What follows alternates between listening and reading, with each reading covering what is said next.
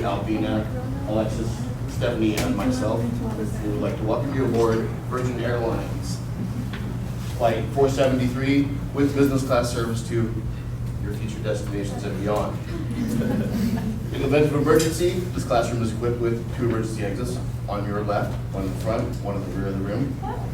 And at this time, we would like to ask you to put away all your electronic devices, sit back, relax, and enjoy the ride. Our leader we're talking about today is Richard Branson, and to give you a brief intro of some of the things that he started, keep in mind throughout this that he did very poorly academically in school and has dyslexia, and one of his teachers at one time told him that he was either going to go to jail or he was going to be a millionaire. So at 17, he started Student, which was a youth culture magazine that did very well. In 1970, he started Virgin Mail Order, and that was selling cut price records, not a mail order service for virgins. 1971, he opened Virgin Record Shop in London.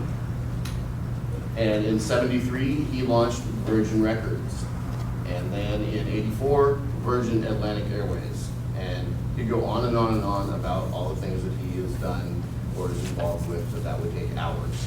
And I was curious as to where Virgin had come from, and I didn't know until just recently, and it was suggestion one of his employees had given him as they were new to the business venture. So billions of dollars he's earned, I'd say he's no longer a virgin. With that, we have a video for you.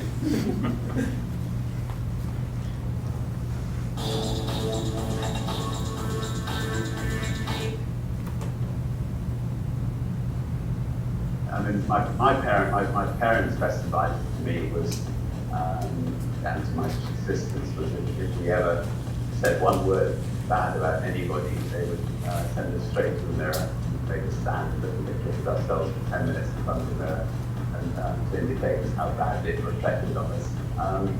And I, you know, I took that to heart and always looked for the best in people and never criticized people. I think as a leader, you not criticize anybody because that criticism is especially good running an organization. It can be so painful and so hurtful and so damaging. And people know when they've done wrong, they need to be told. So lavishing praise on people is key, and that makes people flourish. You know, Thank you, Chris. Well, with all his business ventures, there's no doubt that Sir Richard Branson is a charismatic leader. Nahavandi writes in chapter 6 that there are 3 requirements for charismatic leadership to take place. The first is the leader must portray charismatic characteristics. The second is the followers also have to have certain characteristics. The third is the situation has to develop for a need for change. One charismatic characteristic that Sir Richard Branson proves very well is self-confidence. In 1984, they had no money for advertising his new business venture, Virgin Atlantic. So, to provide advertising, he set out to break a world record to set sail across the Atlantic. Even though it failed greatly, he broke the boat on the 3rd day. It still provided a way for his brand to be advertised, and Great Britain knew who he was and who his company was. Branson's followers are also provide the right characteristics. They have high expectations for him, a high degree of respect, and level of devotion. The CEO of Virgin Atlantic, currently, Steve Ridgway, says, Branson is a persona of their business and fantastic in things that really matter. Throughout his career, situations were advantages to provide his charisma. Originally, Virgin Records was a mail order business, just like Chris said. However, a year after it started, there was a postal strike that almost put his business out of business.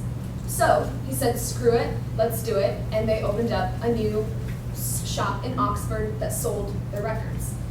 It then expanded to dozens of stores and then successfully started an independent record label. He took advantage of a crisis and rose above it. Now on to Alexis, who will talk about effective leadership. Branson is an authentic leader, meaning he's a person with strong articulated values that guide his decisions and behaviors. So first, to be an authentic leader, he must understand his own purpose, and he believes strongly in the Virgin Group. He says, a passionate belief in your business and personal objectives can make all the difference between success and failure. If you aren't proud of what you're doing, why should anybody else be? He also has his own personal mission statement, which says, to have fun in my journey through life and learn from my mistakes. Second, practicing solid values. The Virgin values have and will always be the same: to change the game and challenge the status quo by providing a product or a service that's of great use to people. If you love what you do, Richard Branson believes that others will share in your enthusiasm. Also, connecting with your followers. Richard Branson loves doing this. He loves going out and meeting people, flying on his planes, dressing up as a stewardess. He says he doesn't want to be somebody that gets stuck behind a desk all day. He believes in communicating among all levels of the company, and that the barriers between levels of employees shouldn't exist, that a CEO should never forget that they are defined by their team. And lastly, demonstrating self-discipline. So leaders must work hard to demonstrate their values and lead by action, not only just words. Virgin Unite is a nonprofit foundation that's part of the Virgin Group, and they shine a spotlight on unacceptable issues and great entrepreneurial approaches. They also create disruptive collaborations and empower entrepreneurs to change business for good. Richard Branson says that it's up to us to create the world we want to live in, and we all have the power to do so if we set our minds to it. I believe a great leader is able to influence and motivate others, especially those that are not part of the company or part of the cause. I came across this quote from Richard Branson that I think exemplifies that, is treat people who don't get jobs as well as people who do. The context of this quote is when he started Virgin Atlantic Airlines. Anyone who applied for a position there that did not get the job, he would send them a letter encouraging them to try again in a couple months, acknowledging that the right people sometimes fall through the cracks. One example he provides in the letter is that he once traveled on a rival's airline, and he noticed the flight attendant doing an exemplary job, just wonderful. And he asked them to come over, and he asked them, why don't you come and work for Virgin Atlantic? And he responded that he tried, but he never made it past the interview process. So the letter that he sends out is meant to be a thoughtful gesture to help build bridges with people, because you never know when you'll run into them again. For one of these people, his personal assistant, she remembers that clearly. After not getting the job the first time, after receiving that letter, it encouraged her to want to work for the Virgin brand, and she kept applying until she got personal assistant.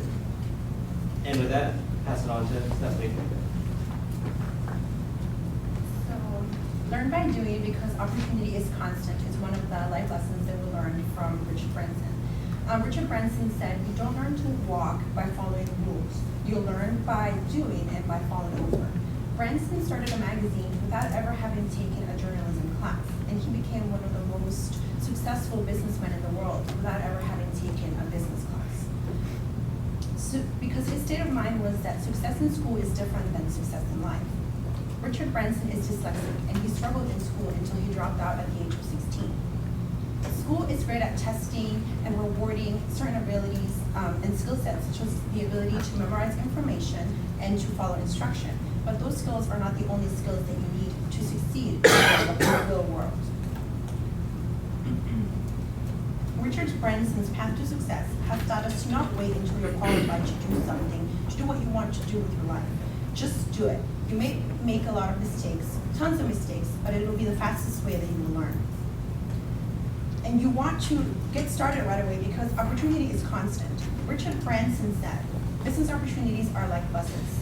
There's always one coming. Therefore, don't be discouraged if a business venture does not turn out how you originally hoped for. Instead, keep an eye out open for the next big opportunity. The sky may be the limit for your business, but that does not mean that the only direction to grow is up. Branson's magazine led him to sell records. His record store led him to start a label, which led him to buy a recording studio and a nightclub. By starting ventures in complementary industries, Branson created a network of businesses that complemented each other and reinforced one another. It's much easier to promote a new musical artist when you own a nightclub, a magazine, and a record shop. So learn by doing and think laterally in order to be able to recognize those constant opportunities.